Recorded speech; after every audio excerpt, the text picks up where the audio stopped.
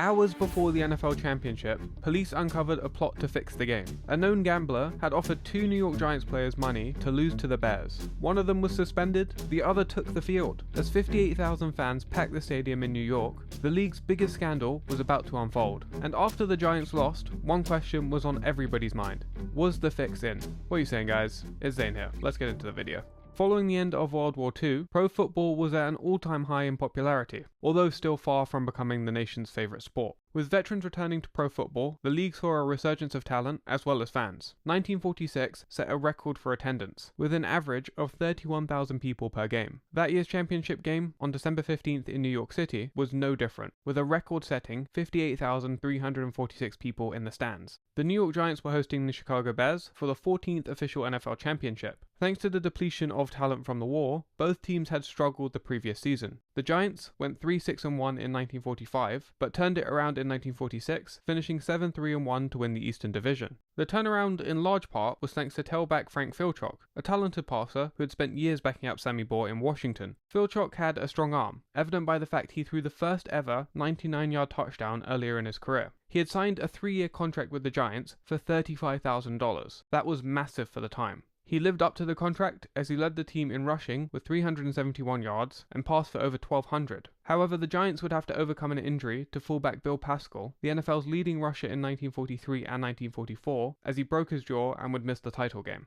The Bears had a similar story, with head coach George Halas, who had just served over 3 years with the Navy, and Sid Luckman, who fought in D-Day. The Bears were able to go from 3-7 to 8-2-1 and win the Western Division. Luckman would lead the NFL with 1,826 passing yards, as the Bears finished with the best offense in the league. Despite the fact that the Giants had won in their regular season matchup, the Bears were actually favourites for this game. The spread had begun increasing quickly in their favour as the game got closer, and that caught the attention of New York detectives, as it indicated a lot of money was being wagered. The suspect, a man named Alvin J. Paris, so the police tapped his phone and began investigating. What they discovered would be the NFL's biggest scandal to date. Paris had been spending time with two NFL players, Giants running back Merle Haps and quarterback Frank Philchock. With Pascal out, Haps would be the starting back for the Giants. Paris had offered the two bribes on multiple occasions to intentionally lose the game. If they did, they'd earn $2,500, the winnings from a $1,000 bet, and receive cushy off-season jobs. Equipped with this information, in the early hours of December 15, 1946, the police brought in the two players for questioning. Haps would admit he was offered the bribe, but refused it. Philchock, on the other hand, denied everything. Based on what they told police, Commissioner Burt Bell decided to suspend Haps, but allowed Philchock to play. When the news broke in the papers the morning of the game, both teams were enraged. The Bears saw it as a violation of the integrity of the game. The Giants players were upset that anyone thought they would actually take a bribe. With both teams fired up, it led to a great game. As Philchock took to the field, many of the 58,000 fans booed him.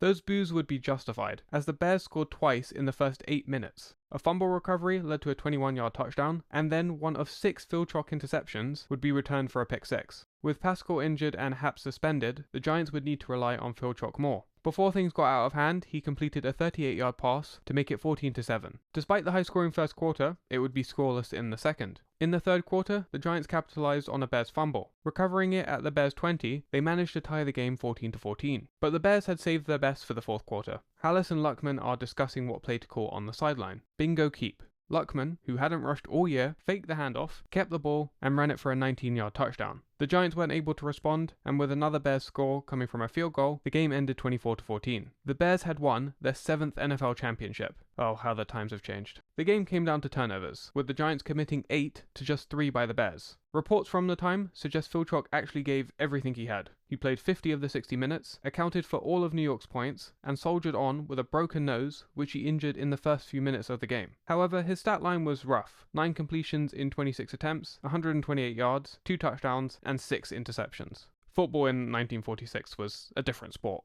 It's funny because the game ended 24-14. A minimum of a 10-point loss is what the gamblers were aiming for. But with more and more bets being placed on the Bears, the spread reached 10 points by kickoff. So given the score was a difference of 10, it was a push. Nobody won. Despite Philchock denying any knowledge of the attempted fix, he later admitted he lied about being approached by gamblers, but maintained he rejected the offer. He said he did that so he could play and show he was innocent through his grit, which he seemingly did. But it didn't help that Philchock continued to socialize with Paris after he tried to bribe him. Paris had even met with him at the Giants training camp 2 days before the game. Smells fishy. Oh wait, that's just my lunch. Paris would go on to stand trial for his attempt to fix the game. During his testimony, he admitted that he had won a $500 bet that he had placed on the Giants to beat the Redskins. He gave those winnings to Haps and Philchok, but there was no attempt to fix this game. It seems like the money was just used to soften the two up. That being said, both players deny ever receiving any money. Still, wiretaps of Paris's phone, plus Paris's own testimony, confirm the two had been offered a bribe for the title game, but did not take it. Despite no evidence that either player was guilty, Bert Bell came down hard, suspending both indefinitely. He believed that was necessary to maintain public confidence in the integrity of the sport.